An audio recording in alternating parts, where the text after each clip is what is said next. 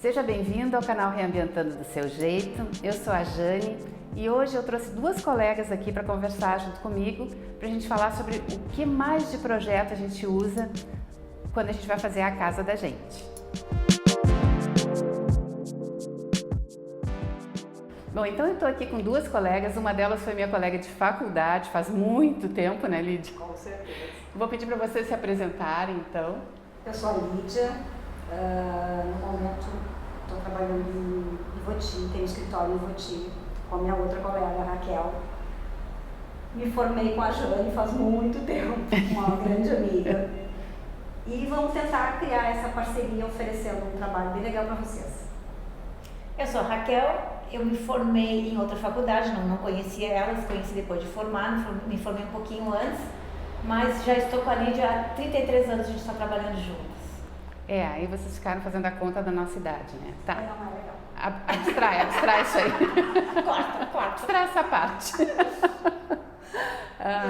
Então é o seguinte, eu tenho mostrado aqui no canal os projetos arquitetônicos, vocês têm visto aí soluções para aproveitar melhor o espaço, enfim, a gente faz projetos de arquitetura de interiores e também de construção, de edificação, mas eu forneço o projeto arquitetônico. Existem os projetos que a gente chama de projetos complementares. E aí eu trouxe as gurias para falar um pouco sobre isso, porque o escritório delas fornece esses projetos também, e eu, por total falta de tempo, não estou conseguindo fornecer. Então, normalmente o cliente contrata na sua cidade alguém que possa fazer isso, ou eu tenho parceria com as gurias, elas também podem fazer esses projetos. Qual é a intenção desse vídeo hoje? É trazer para vocês o que são esses projetos complementares, no que consiste isso, e vou deixar as gurias falarem um pouco sobre isso. Então, os projetos complementares são... Assim, ó, gente, a Jane oferece para vocês o arquitetônico. Os complementares seriam o quê? Primeiro, projeto estrutural, que dimensiona, né, estrutura, fundações, vigas, colunas, o esqueleto da construção, o resto é fechamento. O hidrossanitário, que seria a água, esgoto, né, todo o tratamento de água e esgoto, um dimensionamento, justamente para que a gente não tenha falta de pressão de água em determinado ponto e vazão demais em outro, que pode dar problema depois. E o elétrico, que é definir pontos elétricos e, além de definir pontos elétricos, é colocá-los no lugar específico para melhor utilização do mobiliário dentro do projeto, no caso tu lanças, né?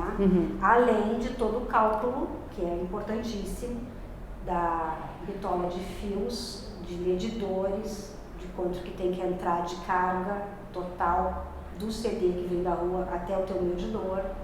Esses são os projetos que a gente chama de projetos complementares. Projetos complementares. Então, na verdade, o projeto arquitetônico é o projeto mais extenso, né, onde a gente tem a ideia do espaço e tal, e depois tem os projetos que complementam o arquitetônico, mas que são tão importantes quanto o arquitetônico, né, gurias? Exato. Então, às vezes a pessoa tem uma ideia assim de, mas eu digo lá para o meu pedreiro onde é que eu vou colocar as tomadas e tal, mas não é só a localização dos pontos, né, Raquel? Aí vem o desperdício também, aí tipo assim, tu já entregando a planta mobiliada já facilita, né? Que a gente já bota os pontos em determinados lugares onde precisa mais e tudo é dimensionado. Até, de repente, a gente também sempre pergunta mais ou menos o tipo de equipamento que vai ter, principalmente na cozinha, que é o que mais pede cozinha, área de serviço, onde o frio tem que ter maior bitola.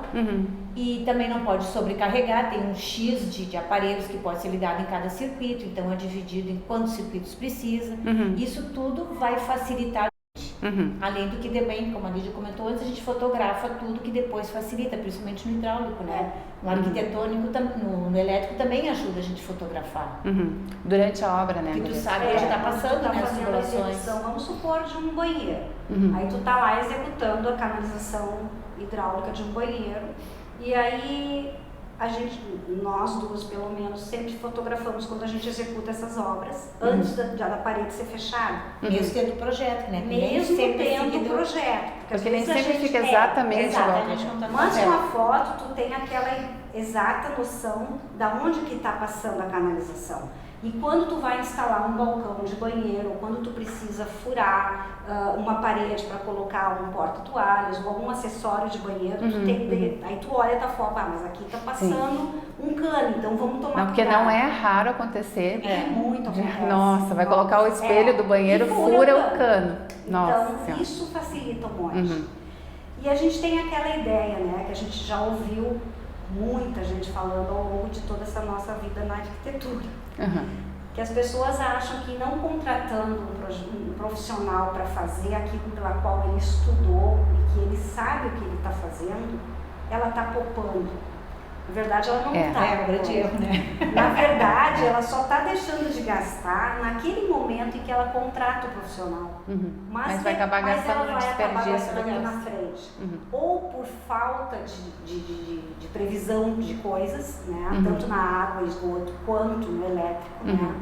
Ou por depois desperdício de material, por não conseguir montar um cronograma ou montar um orçamento eficiente que realmente tu monta e que tu vai conseguir manter aquilo ali até o final da obra. Com os projetos na mão, tem tu um consegue projeto, fazer exatamente.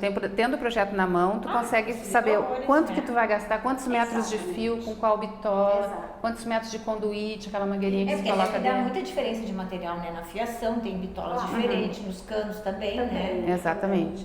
E assim, o elétrico, principalmente, a gente estava comentando aqui antes de começar a gravar o vídeo, o elétrico é um projeto que oferece, aliás, é uma instalação que, se não for bem feita, oferece muito risco. Porque pode ter, inclusive, incêndio por uma rede que está sobrecarregada, né? Ou misturar, né? Chuveiro com luz, daí tu vai ligar uma coisa, cai a outra, não suporta, dá queda. Isso, aí a pessoa está tomando banho e diz, não liga o não micro-ondas, liga eu estou tomando que banho. vai- Exatamente. Às vezes dá curto-circuito também, né? No serviço, não é Tem feito. que cuidar. Nossa, é muito perigoso. Não, tem que ser Porque bem. hoje em dia todos os equipamentos que a gente, quando vai montar uma cozinha, se tu for colocar bastante equipamentos, é uma carga considerável, né? Então tu Quanto tem que era prever antigamente, né? esse tipo de cuidado, né? Não dá pra sair largando tomada simples e tu vai ligar uma secadora de roupa, ou tu vai ligar um forno que Com tem certeza. uma potência Antigamente maior. uma cozinha era geladeira e fogão, talvez As coisas- uma batedeira e liquidificador. Não, as coisas vieram. e as coisas foram aumentando Chuveiro a quantidade de disparado, né? equipamentos, exatamente. Montagem. Hoje tem chuveiro que tem uma potência enorme, tem que ter um Enorme. fio compatível e um disjuntor compatível e tudo mais, né? Então, assim, a gente não está querendo dizer aqui que para você que vai construir a sua casa pequena, com uma área pequena, ou que vai fazer uma reforma, não possa contratar direto o eletricista para fazer isso, até pode, ou o seu pedreiro pode, às vezes, muitas vezes, dar boas dicas e tal. Nós estamos nos referindo aqui a quando a pessoa vai fazer um projeto da sua casa, se puder contratar um profissional, vai ficar muito mais bem servido. A gente vai fazer as coisas com técnica, né? E isso muitas vezes, na maioria das vezes, economiza. O interessante da gente ter os projetos complementares é que a gente consegue fazer um cronograma e fazer a obra em etapas, mas levando em conta o que tu vai gastar em cada etapa, porque nem sempre a gente tem condições de iniciar e terminar a obra em questão de meses, né? Às vezes a gente tem que começar pela fundação, a partir da fundação faz mais uma etapa. E se a gente Às vezes dá uma parada, respira, Exato, né? respira, que é o normal de todo mundo. Pouca gente consegue, né, não sei se faz financiamento ou não, mas com os projetos tu consegue chegar numa loja de material de construção e definir, não, eu quero essa etapa, o que eu gasto para essa etapa? Além de tu conseguir o orçamento exato para aquela etapa que tu quer fazer, tu consegue também fazer o levantamento de materiais, quanto que tu vai gastar. Então tu tens a exata Do material noção e mão de obra. do que tu vai gastar. Sim, né? consegue te organizar melhor, né? Exatamente. Principalmente... Não surgem surpresas, né? Com certeza, com certeza. É aquela coisa, né? Quanto mais planejado, melhor. Mais a gente consegue menos problemas, né? E mais a gente consegue economizar, porque a gente comprando material com planejamento, tu consegue comprar, às vezes, quase toda a quantidade que tu precisa, consegue negociar preço. Não tem desperdício, né? A gente compra de mais de um fio, não vai usar, usa muito do outro, então fica tudo Com certeza, com na certeza. quantidade, né?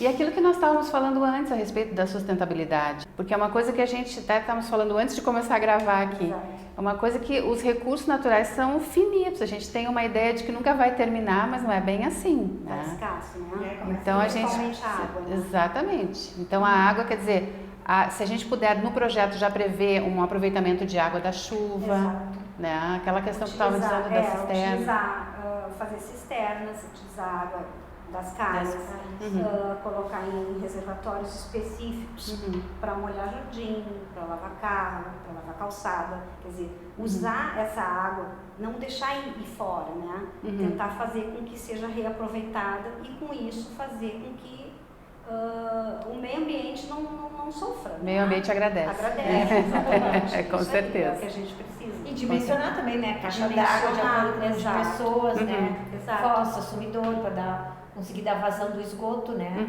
Largar o esgoto. Para não despejar o esgoto direto, porque muitas vezes o que acontece? Tem lugares no Brasil que não tem infraestrutura sanitária e tudo, mas os lugares que tem, muitos deles têm só o esgoto pluvial, não tem o esgoto sanitário. Então a gente precisa passar o esgoto da casa por dentro de uma fossa e de um filtro para poder largar ele na rede pública já filtrado um pouco, né? Para não dar tanta despesa depois para tratar essa água, porque a gente vai beber de novo, né? Todo esse cálculo, inclusive, isso vai estar lá discriminado no projeto, vamos supor. Daqui a pouco a pessoa precisa de um determinado volume de fossa e filtro, e não sabendo disso, vai comprar uma muito menor, que no caso vai dar problema, não vai resolver a vazão, né? Não vai dar conta da demanda, ou compra uma muito maior, né? que é caro, é uma coisa que a gente sabe que é mais caro, né? E não precisaria, né? Então isso é a importância de tu ter, né? O dimensionamento das coisas que tu vai usar. Sim, com isso certeza. o projeto define, né? Então é isso, assim, eu espero que a gente tenha podido resolver as suas dúvidas, esclarecer. Deixe aí nos seus comentários se a gente não abordou alguma coisa que você gostaria de ter ouvido por aqui.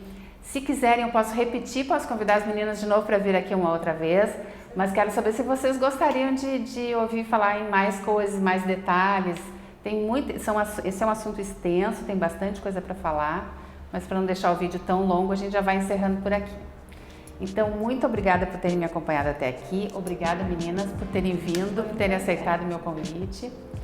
Agradeço a você que me acompanhou até aqui, o final do vídeo. Desejo uma ótima semana. Um beijo. Tchau.